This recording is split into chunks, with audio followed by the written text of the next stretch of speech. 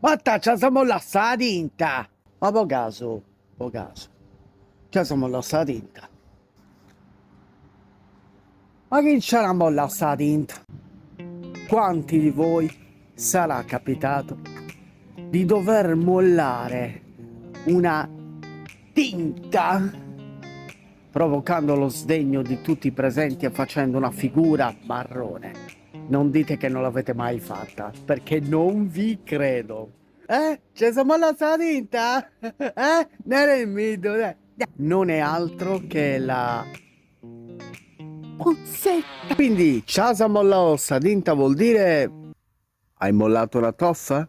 Frase tipica di Cagliari e zona. La cosa brutta dessa dinta, sapete qual è? E non da mollai. Più si tiene dentro la loffa, ovvero sadinta, e più ci si sente male. La cosa peggio è che più rimane dentro, più fermenta, quindi è meglio fare una piccola figura di merda piuttosto che fare un'apocalittica figura. Infatti questa frase può essere anche, diciamo così, usata come espediente per scaricare la colpa su qualcun altro.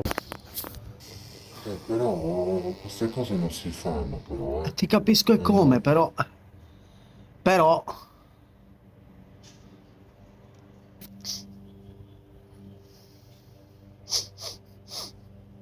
Oh, la senti anche tu? Lo sento anche io, che odore schifo. No, dai, va dai. No, Ramito, ci siamo lasciati tinta. Io? Ma stai scherzando? Ma questa cosa non mi date più sta, vai, a rodu pettico su fragure. Minchia.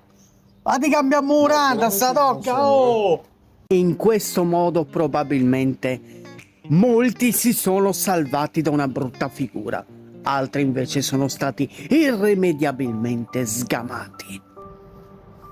Sì, l'ho fatta io! E allora ho mangiato pesante, d'accordo?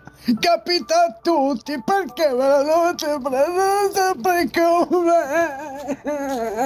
me?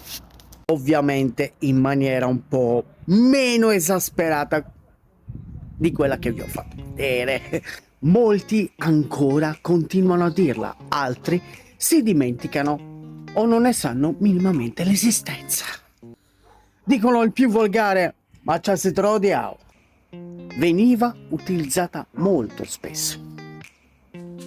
E alcuni ancora sicuro lo fanno. Fatto sta che comunque è una parola che sta andando a finire dritta nel cassetto del dimenticatoio.